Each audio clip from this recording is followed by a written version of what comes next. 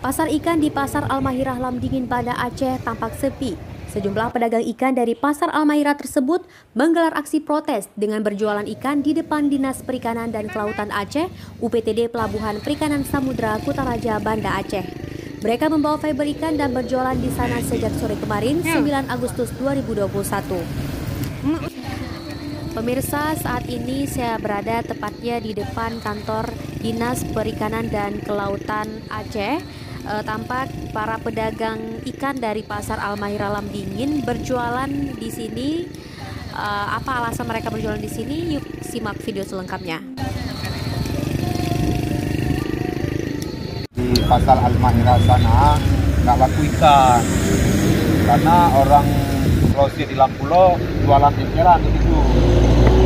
Itu apa kita jualan di Lamdingin? Karena di sana kan orang jualannya eceran, sedangkan kami di sini jualan eceran, di sana eceran. Harganya juga sama. Hal ini lantaran sebagai bentuk protes dari para pedagang akibat adanya pedagang liar eceran yang berjualan di dermaga TPI tersebut.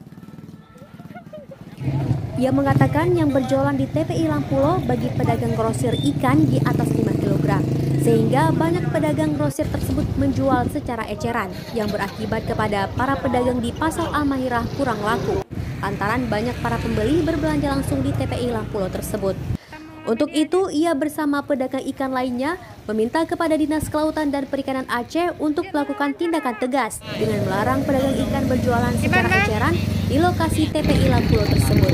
Harapan saya kepada pemerintah, tolong Bapak pemerintah yang ada di pusat kota Banda Aceh ini ataupun provinsi di sini, eceran di Lampulo tolong dikasih. Itu harapan saya sebagai pedagang. Saat ini katanya belum ada respon dari DKP. Jika belum adanya tindak lanjut dari pemerintah, maka pihaknya tetap berjualan di lokasi tersebut sampai pemerintah mengambil sikap tegas. Dari Kota Banda Aceh, Cut Naufal Davistri melaporkan untuk Waspada Aceh.